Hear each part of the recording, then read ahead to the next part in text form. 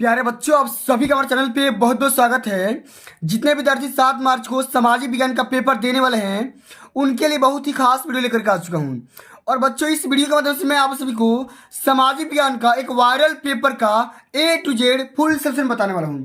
और दोस्तों, एक बात मैं पूरे यकीन के साथ बोल सकता हूं कि जो भी बच्चा ईमानदारी से इस पूरे वायरल पेपर के सलूशन अंत तक देख लेता है तो भैया 7 मार्च के पेपर में, सामाजिक विज्ञान के पेपर में 70 में 70 स्कोर कर सकता है। इस बात की पूरी गारंटी है। और बच्चों, मैं आप सबको ये बता दूं कि 10 अंकों वाला मानचित्र कार्य कैसे करना है, इसका ही मैं तरीका आज के इस सेशन के माध्यम से बताने वाला हूँ, समझाने वाला हूँ। बहुत सारे बच्चों को इस टॉपिक में दिक्कत रहता है, तो मानचित्र कैसे भरना है, क्या गलती नहीं करना है, सब कुछ मैं डिटेल में डिस्कस करने वाला हूँ। इसलिए आप सभी से हम्बल रिक्वेस्ट है, इस पूरे वीडियो को शुरू से लेकर के अंत तक जरूर देख लेना। वीडियो को लाइक कर देना, शेयर कर देना, चैनल पे नए होंगे तो सब्सक्राइब कर देना। आइए बच्चों, 7 मार्च को सामाजिक विज्ञान का पेपर बिल्कुल ऐसा ही देखने मिलेगा जैसा कि आप यहाँ पे देख पा रहे हो, ठीक ना। और बच्चों, पूरे पेपर को हल करने के लिए आपके पास समय रहेंगे 3 घंटे 15 मिनट। 15 मिनट में पेपर को ध्यान से पढ़ना है और पढ़ करके सारे क्वेश्चन को हल करना है। और ये पेपर 2 खंड में डिवाइड होगा, खंड अ और खंड ब में। तो आइए बच्चों, बारी बारी से दोनों खंड को हल करते हैं, ठीक ना। पूरा समझ में आएगा, इस बात की पूरी गारंटी है। और मैं बोला ना, ये वीडियो देखने के बाद आप सभी को 70 में 70 क्लियर हो जाएगा, इस बात की पूरी गारंटी है। आइए बच्चों, सबसे पहला हमारा क्वेश्चन ये पूछा गया है कि निम्नलिखित में से कौन सा 1804 के नेपोलियन कोड में नहीं जोड़ा गया था? जन्म से प्राप्त विशेषाधिकार, समंती व्यवस्था का अंत, या समंती संपत्ति का अधिकार, या कानून के समक्ष समानता। तो बच्चों देखो, यहाँ पे 1804 के नेपोलियन कोड में देखो इस व्यवस्था को नहीं जोड़ा गया था, समंती व्यवस्था का अंत कर दिया गया था, ठीक ना। समंती व्यवस्था को हटा दिया गया था, इसलिए हमारा यहाँ पे सेकेंड ऑप्शन बिल्कुल यहाँ पे राइट आंसर हो जाएगा। आगे बढ़ जाते हैं। अगला हमारा ये क्वेश्चन पूछा गया बच्चा कि फ्रांस की क्रांति कब हुई थी? सन 1689 में, 1779 में, 1789 में, या 1889 में? तो बच्चों, फ्रांस की क्रांति हुई थी 1789 में, ठीक ना। सेकंड यहाँ पे तीसरा ऑप्शन क्या होगा? राइट आंसर हो जाएगा। आगे बढ़ जाते हैं। 1861 में एकीकृत इटली का सम्राट किसे घोषित किया गया था? तो उसका नाम था बच्चों इमैनुअल द्वितीय। क्या नाम था भैया? इमैनुअल सेकंड था। इस बात को ध्यान में रख लेना, कई बार पेपर में पूछा जा चुका है। और कल के पेपर में जब आएगा ना बच्चों, तो छाप देना भैया, ऐसे ही छाप देना। आगे समझते हैं कि बेल्जियम कहाँ स्थित है? बेल्जियम कहाँ पर स्थित है भैया, बताओ। तो यह है बच्चों यूरोप में। कहाँ पर है? यूरोप में है। चौथा ऑप्शन आप सभी के यहाँ पर राइट आंसर हो जाएगा, ठीक ना। चलिए आगे बढ़ जाते हैं। अगला हमारे ये क्वेश्चन पूछा गया बच्चा कि 1929 में आर्थिक महामंदी का मुख्य कारण क्या था? बताना बच्चों कि कृषि क्षेत्र में अधिक उत्पादन, अत्यधिक निवेश, या बैंकों का निजीकरण, या उद्योगों की संख्या में वृद्धि। तो सन 1929 में जो आर्थिक महामंदी आई थी उसका रीजन ये था कि कृषि क्षेत्र में सबसे ज्यादा प्रोडक्शन हो गया था, उत्पादन हो गया था। पहला ऑप्शन आप सभी का बिल्कुल यहाँ पे राइट आंसर होगा। कल के पेपर में आएगा तो छाप देना भाई, ऐसे ही छापना। अफ्रीका में डिंडर पेस्ट क्या था भैया? डिंडर पेस्ट क्या था? एक बीमारी का नाम है। चौथा ऑप्शन आप सभी का बिल्कुल यहाँ पे राइट आंसर होगा। निम्नलिखित में से कौन सा राज्य सूची का विषय नहीं है? राज्य सूची का विषय क्या नहीं है? मुद्रा, विदेशी कार्य, बैंकिंग, या व्यापार। तो बच्चों यहाँ पे हो जाएगा, बताना है कि निम्नलिखित में से कौन सा राज्य सूची का विषय है। तो विषय जब पूछेगा तो क्या हो जाएगा? व्यापार हो जाएगा, मार्केट और मेले हो जाएंगे, ठीक ना। चलिए आगे बात करते हैं। निम्नलिखित में से संघात्मक शासन कहाँ नहीं है? संघात्मक शासन कहाँ पर नहीं है पता है? भारत, श्रीलंका, बेल्जियम, या संयुक्त राज्य अमेरिका। तो क्या हो जाए बच्चों? संघात्मक शासन कहाँ पे नहीं है बच्चों? श्रीलंका में, ठीक ना। यहाँ पर क्या है? एकात्मक शासन है। अभी भी यहाँ पर एक ही लोगों के द्वारा शासन चला जाता है।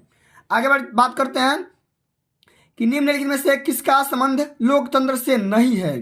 स्वतंत्र और निष्पक्ष निर्वाचन, उत्तरदायी शासन, कानून के समक्ष समानता, या बहुसंख्यकों का शासन। तो बच्चों यही हो जाएगा, लोकतंत्र का से संबंध क्या नहीं हो जाएगा? बहुसंख्यकों शासन हो जाएगा। यहाँ पर ऑप्शन नंबर हमारा डी बिल्कुल यहाँ पर राइट आंसर हो जाएगा। जो भी बच्चा डी ऑप्शन लगा रहा ना, उसका बिल्कुल यहाँ पे राइट आंसर हो जाएगा, ठीक है। चलिए आगे बात कर लेते हैं। अगला हमारा क्वेश्चन क्या पूछा गया बच्चा कि निम्नलिखित में से कौन सी संघात्मक शासन की विशेषता नहीं है? कई बार पेपर में पूछा जा चुका है और कल के पेपर में यह छप के आएगा। कल के पेपर में बिल्कुल छप के आएगा, इस बात की पूरी गारंटी है। शक्तियों का वितरण, शक्तियों का केंद्रीकरण, सर्वोच्च न्यायपालिका, या कठोर संविधान। तो बच्चों आपको ये बताना है कि संघात्मक शासन की क्या विशेषता नहीं है। तो क्या हो जाएगा बच्चों? शक्तियों का क्या हो जाएगा? केंद्रीकरण हो जाएगा, यहाँ पर क्या हो जाएगा, शक्तियों का केंद्रीकरण हो जाएगा, ठीक ना। चलिए आगे बात कर लेते हैं कि कपास की खेती के लिए निम्नलिखित में से कौन सी मिट्टी उपयुक्त मानी जाती है। तो सबसे यहाँ पे उपयुक्त मिट्टी मानी जाएगी काली मिट्टी, ठीक ना। तीसरा ऑप्शन आप सभी का यहाँ पे याद रखना।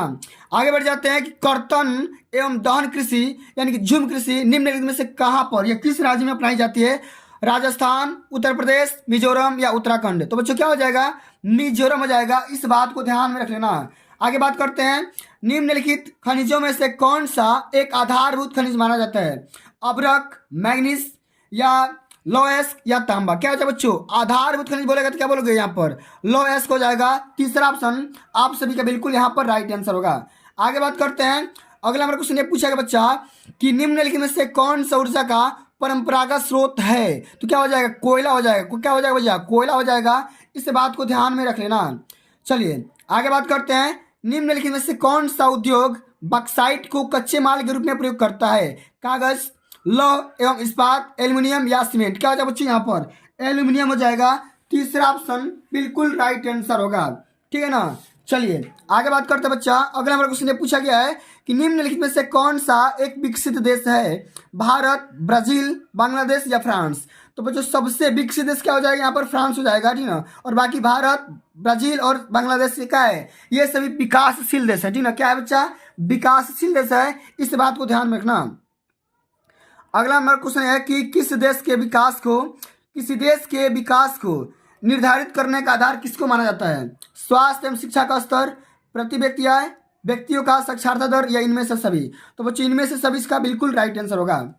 निम्नलिखित में से कौन सा ग्रामीण क्षेत्र के विकास का लक्ष्य है। नियमित कार्य, ठीक ना, उपज की उचित कीमत, बेहतर मजदूरी या इनमें से सभी। तो इसका भी इनमें से सभी हो जाएगा, इस बात को ध्यान में रखना, कई बार पेपर भैया पूछा जा चुका है। आगे बढ़ते हैं, निम्नलिखित में से किसको कृषि एवं सहायक क्षेत्रक भी कहा जाता है। प्रारंभिक क्षेत्रक, द्वितीय क्षेत्रक या तृतीय क्षेत्रक या चतुर्थ क्षेत्रक। क्या हो जाएगा बच्चा, प्रारंभिक क्षेत्रक हो जाएगा, पहला ऑप्शन सत्य हो जाएगा, ठीक है। आगे बढ़ते हैं, निम्नलिखित में से किस वर्ष में उपभोक्ता सुरक्षा अधिनियम पारित किया गया था। बताना जल्दी बताया, क्या हो जाएगा राइट आंसर।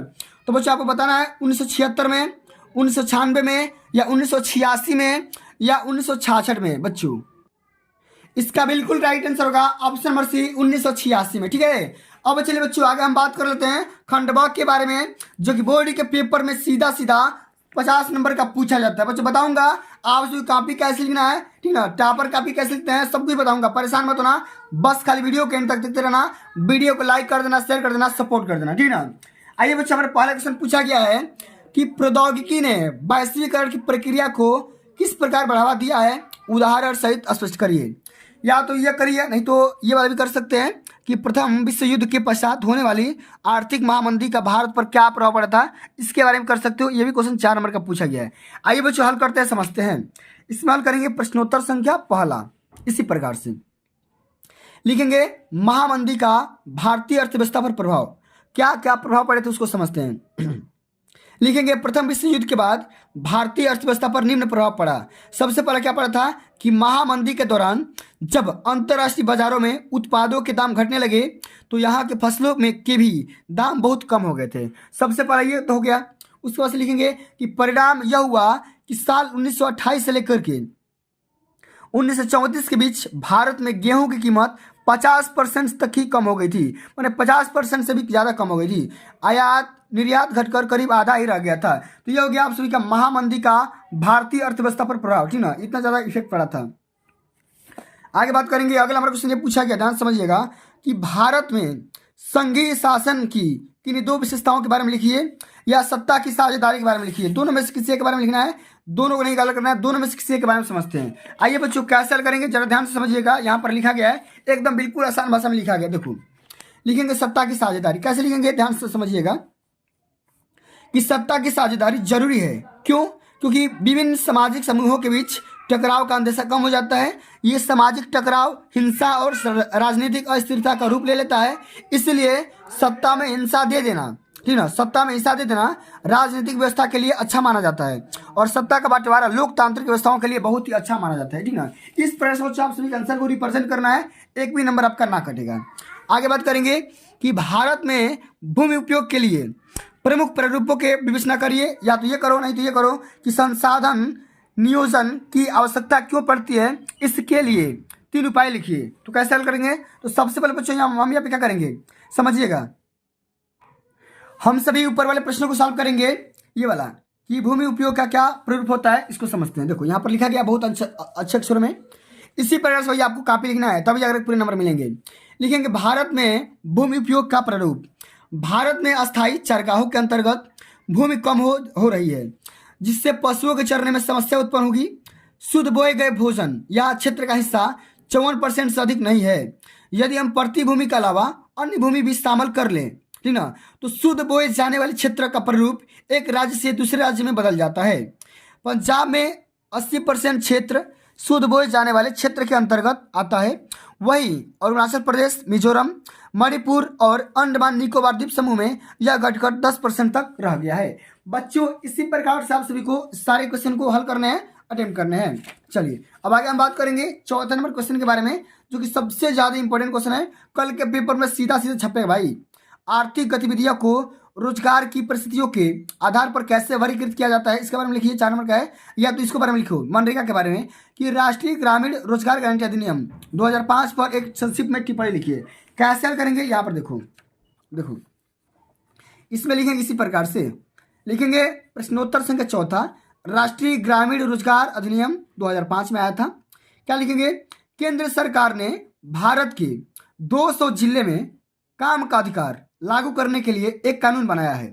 इसे राष्ट्रीय ग्रामीण रोजगार अधिनियम 2005 कहते हैं, यानी नरेगा कहते हैं, ठीक ना। इसके लिखेंगे उद्देश्य कि उन सभी लोगों को जो काम करने में सक्षम है और जिन्हें काम की जरूरत है को सरकार के द्वारा वर्ष में 100 दिन की रोजगार की गारंटी दी गई है। अगला पॉइंट लिखेंगे कि यदि सरकार रोजगार उपलब्ध कराने में असफल रहती है तो वह लोगों को बेरोजगारी भत्ता भी देगी। इस अधिनियम में उन कामों की वरीयता दी जाएगी जिनसे भविष्य में उत्पादन बढ़ाने की में मदद मिलेगी। तो बच्चे इस प्रकार से नरेगा के बारे में लिख दोगे, यहाँ से 4 नंबर पक्का हो जाएगा। ओके, आगे लिखेंगे नेपोलियन कौन था, उसके सुधार क्या थे, उसके सुधारों का क्या प्रभाव पड़ा था, इसके बारे में लिखना। 6 नंबर का है, ठीक ना, लॉन्ग आंसर वाला है। या सविनय अवज्ञा आंदोलन का क्या अर्थ होता है, इसे क्यों चलाया गया था, इसका प्रभाव क्या पड़ा था, इसके बारे में समझते हैं मेरे बच्चों, ठीक ना। आइए बच्चों समझते हैं कि सविनय अवज्ञा आंदोलन क्या था, इसका अर्थ क्या था। आइए एकदम बेसिक भाषा में समझेंगे, पूरा डिटेल में समझेंगे। लिखेंगे यहाँ पर प्रश्नोत्तर संख्या 5वां, सविनय अवज्ञा आंदोलन। सविनय अवज्ञा आंदोलन की शुरुआत सन 1930 ईस्वी में दांडी मार्च से हुई थी, जिसे नमक सत्याग्रह के रूप में भी जाना जाता है। दांडी मार्च, ठीक ना, दांडी मार्च मोहनदास करमचंद गांधी के नेतृत्व में शुरू हुआ और अहिंसक आंदोलन था। क्या था भैया?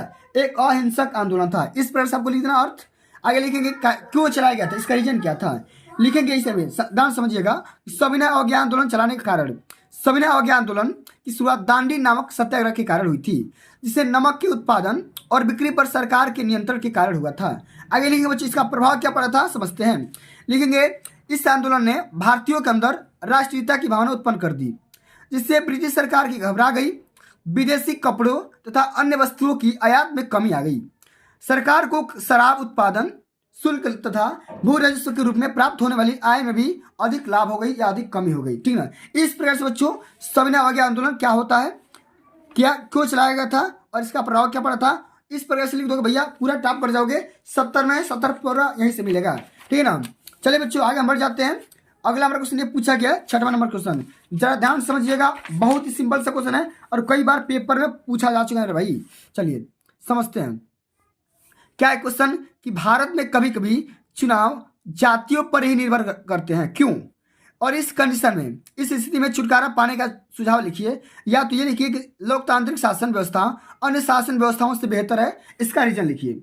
आइए बच्चों सबसे पहले हम ये करेंगे, ये वाला करेंगे, लोकतांत्रिक शासन व्यवस्था अन्य शासन व्यवस्थाओं से बेहतर है, अच्छी है, क्यों है, इसका रीजन भी समझते हैं। लिखेंगे इसमें कि लोकतांत्रिक शासन व्यवस्था क्या होता है, सबसे पहले इसको समझ लेते हैं। लोकतांत्रिक शासन व्यवस्था एक ऐसी शासन व्यवस्था है जिसमें जनता अपने प्रतिनिधियों का चुनाव करती है और ये प्रतिनिधि जनता के हितों को ध्यान में रखकर कानून बनाते हैं तथा जनता की इच्छा तक अपने पद पर रहते हैं, ठीक है। इस प्रकार से हो गया। अब लिखेंगे भैया इसका कारण, लिखेंगे कारण ये कि लोकतांत्रिक शासन व्यवस्था अन्य शासन व्यवस्थाओं से अच्छी है, इसका रीजन क्या है, समझते हैं भाई। निम्नलिखित रीजन है। सबसे पहला रीजन क्या है कि लोकतांत्रिक शासन में अंतिम सत्ता, लोकतांत्रिक शासन में अंतिम सत्ता जनता के हाथों में होती है। जनता अपने शासकों का चुनाव करती है और जब चाहे तब उन्हें पद से हटा भी सकती है। ये जनता का ये पावर होता है भाई, ठीक ना। आगे लिखेंगे कि लोकतांत्रिक शासन में सरकार जनता के प्रति उत्तरदायी होती है, इसलिए वह संविधान के नियमों तथा जनता के हितों को ध्यान में रखकर ही वो काम करेंगे। ऐसा नहीं कि वो अपने मन से काम करेंगे, जो भी प्रत्याशी बनेंगे, ठीक ना। आगे लिखेंगे लोकतांत्रिक शासन में नागरिकों को सरकार की गलत नीतियों की आलोचना करने का पूरा अधिकार होता है। मतलब सरकार अगर गलत काम कर रही है तो उसको हम सपोर्ट भी कर सकते हैं, ठीक ना, और उसका विरोध भी कर सकते हैं। आगे समझेंगे कि लोकतांत्रिक शासन व्यवस्था बहुसंख्यक समुदाय के साथ साथ अल्पसंख्यक समुदाय के हित में भी रक्षा करता है। ऐसा नहीं है कि जिसका ज्यादा वोट होगा, वोट बैंक ज्यादा होगा, जिसका ज्यादा माने पावर होगा या जिसकी ज्यादा संख्या होगी वो अपना वरिष्ठ निभाएंगे, ऐसा बिल्कुल भी नहीं होता है। ये होता है लोकतंत्र। लोकतंत्र का बच्चों मतलब ये होता है लोगों का तंत्र, लोगों का सिस्टम या लोगों का राज्य, ठीक ना। आगे समझेंगे या लोगों के द्वारा चलाया गया सिस्टम या बनाया गया सिस्टम। अंत में लिखेंगे कि लोकतांत्रिक शासन व्यवस्था में सरकार विविध प्रकार की असमानताओं को कम करने की कोशिश भी करती है। सरकार ये भी अहम रोल प्ले करती है, ठीक ना, कि आपको क्या करना है, कैसे करना है।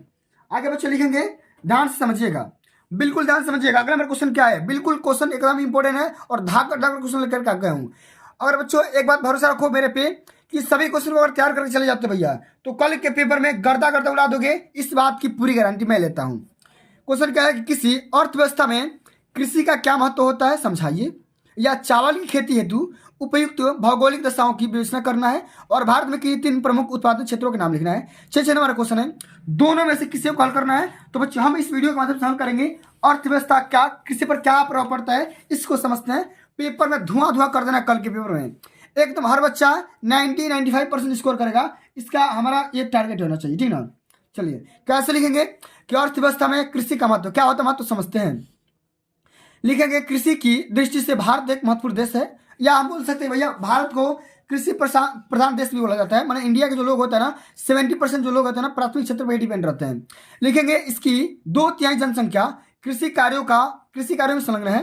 कृषि एक प्राथमिक प्रक्रिया है जो हमारे लिए अधिकांश खाद्यान्न उत्पन्न करती है। खाद्यान्नों के अतिरिक्त यह विभिन्न उद्योगों के लिए कच्चा माल प्रदान करती है। इसके अतिरिक्त कुछ उत्पादों को जैसे चाय, कॉफी, मसाले इत्यादि का भी निर्यात किया जाता है। कृषि भारत का मुख्य रूप से अर्थव्यवस्था का आधार है, बेस माना जाता है। सकल घरेलू उत्पाद यानी कि जीडीपी में 26% योगदान कृषि का ही होता है, और कृषि हमारे देश की प्राचीन आर्थिक क्रिया है, ठीक ना। और पिछले हजारों वर्षों में भौतिक, पर्यावरण, प्रौद्योगिकी और सामाजिक सांस्कृतिक रीति रिवाजों के अनुसार खेती करने की विधियों में परिवर्तन हुआ है, ठीक ना। तमाम प्रकार की बातें यहाँ पे लिख देंगे, पूरे नंबर यहाँ से पा जाओगे। ओके चलिए बच्चों अब हम आगे बात कर लेते हैं कि वैश्वीकरण किसे कहते हैं और इसको संभव बनाने के लिए कौन कौन से कारक होते हैं, सबके बारे में लिखना। वो 6 नंबर यहाँ से मिलेंगे। या तो भैया ये करो, नहीं तो ये भी कर सकते हो। उपभोक्ता के अधिकारों से आप क्या समझते हैं, और उपभोक्ता सुरक्षा अधिनियम 1986 की उपयोगिता के बारे में समझाना है। आइए बच्चों हम हल करेंगे यहाँ पर वैश्वीकरण के बारे में, क्योंकि मैंने उपभोक्ता के बारे में कई बार समझा रखा है, बता रखा है अपने मॉडल पेपर के माध्यम से, ठीक ना। एकदम बहुत ही बेसिक से समझाऊंगा भैया, ठीक ना। गर्दा गर्दा कर देना है, पूरे यूट्यूब पर सर्च कर लोगे, ऐसा कंटेंट कोई नहीं प्रोवाइड कर सकता है। लिखेंगे वैश्वीकरण क्या होता है भैया समझते हैं। अधिक विदेश व्यापार और अधिक विदेश निवेश के कारण, अधिक विदेश व्यापार और अधिक विदेशी निवेश के कारण विभिन्न देशों के बाजारों एवं उत्पादनों में एकीकरण हो रहा है, और विभिन्न देशों के बीच परस्पर संबंध और तीव्र एकीकरण की प्रक्रिया को हम क्या बोलेंगे, वैश्वीकरण बोलेंगे, ठीक ना। ये हो गया तो भैया परिभाषा। अब देखो कौन कौन से इसको संभव बनाने के लिए कारक हो सकते हैं। देखो 3 प्रकार का मैं कारक यहाँ पे लिख करके लाया हूँ। एक तो हो गया बहुराष्ट्रीय कंपनियां, उन्नति प्रौद्योगिकी, और अंत में लिखेंगे उदारीकरण। तीनों के बारे में लिख दोगे भैया टैप कर जाओगे, 70 में 70 फोड़ दोगे, ठीक है। समझते हैं कि बहुराष्ट्रीय कंपनियां वैश्वीकरण की प्रक्रिया में मुख्य भूमिका रोल प्ले करती है, और विभिन्न देशों के बीच अधिक से अधिक वस्तुओं और सेवाओं, निवेश और प्रौद्योगिकी का आदान प्रदान हो रहा है। लिखेंगे आगे कि वैश्वीकरण को उत्प्रेरित करने में प्रौद्योगिकी में तीव्र उन्नति का महत्वपूर्ण योगदान रहा है, और परिवहन में उन्नति से 2 देशों के बीच दूरी कम हो गई है। सूचना एवं प्रौद्योगिकी के विकास से वैश्वीकरण को बढ़ावा मिला है, और दूरसंचार, कंप्यूटर, इंटरनेट के क्षेत्र में भी प्रगति हो रहा है। उन्नति में लिख देंगे। और उदारीकरण में क्या लिखेंगे, सरकार के द्वारा व्यापार और उद्योगों को हटाने की प्रक्रिया को ही उदारीकरण कहते हैं, ठीक ना। और उदारीकरण के कारण अनेक देशों के बीच व्यापार तथा निवेश का बढ़ावा मिल गया है। इस प्रकार हम ये कह सकते हैं कि वैश्वीकरण की प्रक्रिया में बहुराष्ट्रीय कंपनियां मुख्य भूमिका रोल प्ले करती है। साथ ही व्यापार और निवेश के उदारीकरण ने व्यापार और निवेश के अवरोधकों को हटाकर वैश्वीकरण का सुगम बना दिया है। तो बच्चों आप इस स्टाइल में लिखोगे भैया तो टॉप कर जाओगे, एक भी नंबर ना कटेगा। ओके, अब चलिए बच्चों समझ लेते भाई मानचित्र कैसे बनना है। तो मानचित्र में मैंने अलग से 2 वीडियो बना रखा है। कितना वीडियो?